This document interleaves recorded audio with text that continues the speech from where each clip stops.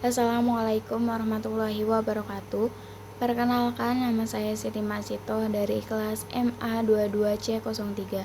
Di sini saya akan membuat video presentasi dengan mata kuliah Komunikasi dan Negosiasi Bisnis dengan judul Strategi Komunikasi dan Negosiasi Bisnis di Lingkungan Kerja. Yang pertama itu definisi komunikasi dan negosiasi bisnis.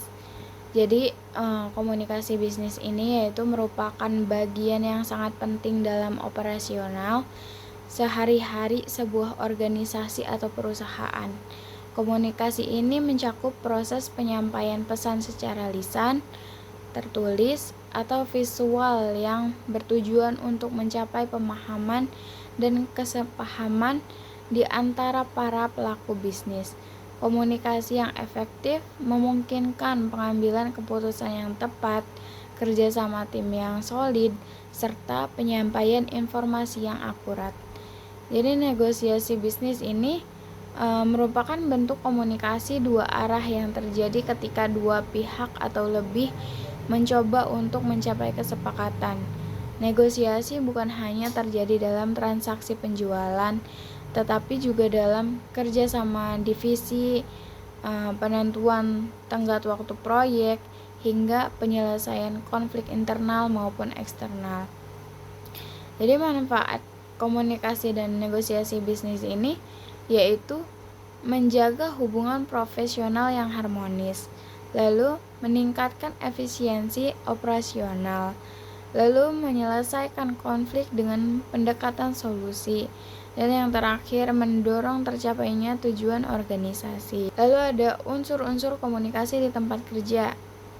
Jadi studi kasus di PT Indonesia Epson Industry ini yaitu sebagai salah satu perusahaan manufaktur internasional yang beroperasi di Indonesia, yaitu tepatnya di kawasan Egypt, Cikarang. PT Indonesia Epson Industry ini memiliki sistem komunikasi dan negosiasi yang sangat terstruktur. Dalam kegiatan operasional sehari-harinya, proses komunikasi berjalan melalui beberapa komponen pentingnya, yaitu ada pengiriman. Jadi pengiriman ini ada atasan atau manajer divisi yang memberikan instruksi. Lalu pesannya itu bisa berupa jadwal kerja, kebijakan baru, atau arahan teknis. Lalu ada medianya ini seperti email perusahaan, WhatsApp group, papan pengumuman, aplikasi absensi atau manajemen kerja. Lalu penerimanya itu seluruh karyawan atau bagian yang ditujui. Umpan baliknya itu dapat berupa laporan harian, notulensi rapat, atau respon verbal dari diskusi. Jadi saluran komunikasinya ini ada lisan dan tertulis maupun digital. Jadi lisannya itu digunakan dalam briefing pagi, pelatihan kerja, atau evaluasi harian. Nah, tertulisnya ini melalui email resmi dari manajemen, SOP perusahaan, laporan bulanan. Lalu digitalnya itu berbentuk Zoom meeting, Microsoft Teams, dan software internal perusahaan. Gaya komunikasi yang digunakannya itu ada direktif, partisipatif, asertif. Jadi direktif ini yaitu saat manajer menyampaikan target yang harus dicapai tepat waktu. Lalu partisipatif ini ketika brainstorming ide dalam rapat koordinasi. Lalu asertif ini yaitu dalam menyelesaikan masalah antar divisi tanpa menyalahkan satu pihak.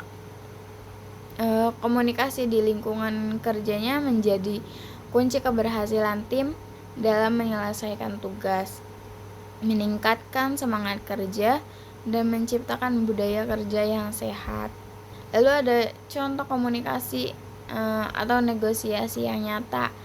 Jadi situasi nyata yang saya alami ini Saya terlibat langsung dalam proses negosiasi dengan vendor ketika terjadi keterlambatan pengiriman bahan baku penting yang dibutuhkan dalam proses produksi. Keterlambatan ini beresiko menghambat jalannya proses produksi dan dapat berdampak pada keterlambatan pengiriman produk ke pelanggan akhir. Jadi pihak yang terlibatnya itu ada tim produksi termasuk saya sendiri, lalu ada vendor pihak ketiga, lalu ada supervisor produksi dan manajer logistik. Proses negosiasinya itu seperti tahap awal dimulai dengan identifikasi akar masalah melalui laporan harian, lalu ada komunikasi pertama dilakukan melalui email untuk menginformasikan vendor, dan dilanjutkan dengan pertemuan dari melalui Zoom untuk mencari solusi cepat. Jadi strategi yang digunakannya itu fokus pada solusi pendekatan win-win, yaitu kedua belah pihak mencari keuntungan bersama, lalu menghindari saling menyalahkan, melainkan berorientasi pada perbaikan proses kerja. Jadi hasil negosiasinya itu yaitu vendor sepakat menggunakan jasa ekspedisi pihak ketiga untuk mengirimkan bahan secara cepat. Lalu produksi berjalan sesuai jadwal meski dengan sedikit penyesuaian. Lalu SOP-nya ini pengiriman bahan direvisi agar kejadian serupa tidak terulang. Jadi ada analisis proses komunikasi atau nego. Gaya komunikasi ini persuasif dalam menyampaikan atau meyakinkan vendor dan kooperatif dalam menerima masukan dari semua pihak. Dengan saluran komunikasinya itu menggunakan email digunakan untuk dokumentasi, sedangkan Zoom digunakan untuk diskusi cepat dan pengambilan keputusan real time. Jadi hambatan yang dihadapinya itu perbedaan persepsi antara vendor dan bagian produksi tentang siapa yang harus bertanggung jawab atas keterlambatan. Jadi kendala teknisnya dalam pengiriman seperti kurangnya armada logistik. Lalu solusi yang diambilnya yaitu penjadwalan ulang tanpa mengorbankan order yang sudah ada. SOP baru dibuat bersama oleh tim logistik dan vendor agar semua pihak punya tanggung jawab yang jelas. Lalu ada laporan bisnis studi kasus 5W+1H. Jadi buatnya ini terjadi miskomunikasi antara tim sales dan warehouse yang menyebabkan keterlambatan pengiriman barang ke pelanggan besar. Buatnya ini Senin 30 Mei 2025, tepat setelah long weekend nasional.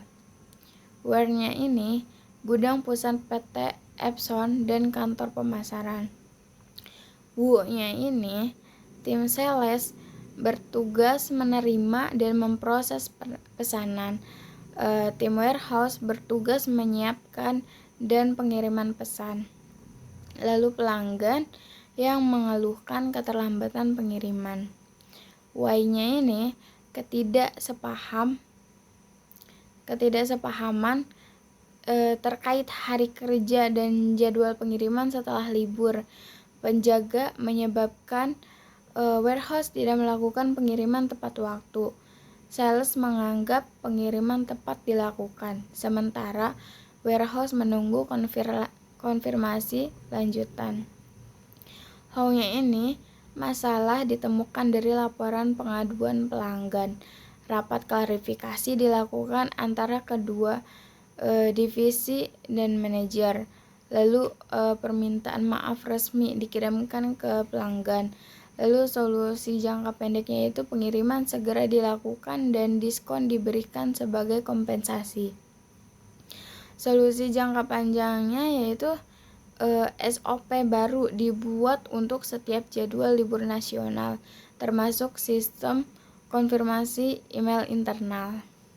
Segitu saja, mungkin ini ada contoh portofolio dari 5 poin di atas. Sekian dari saya. Tugas ini memberikan saya pengalaman langsung untuk memahami bahwa komunikasi dan negosiasi bukan hanya teori, melainkan seni berinteraksi dan menyelesaikan masalah yang sangat penting dalam dunia kerja.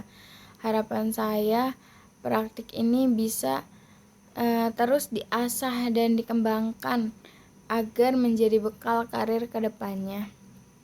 Sekian dari saya. Wassalamualaikum warahmatullahi wabarakatuh.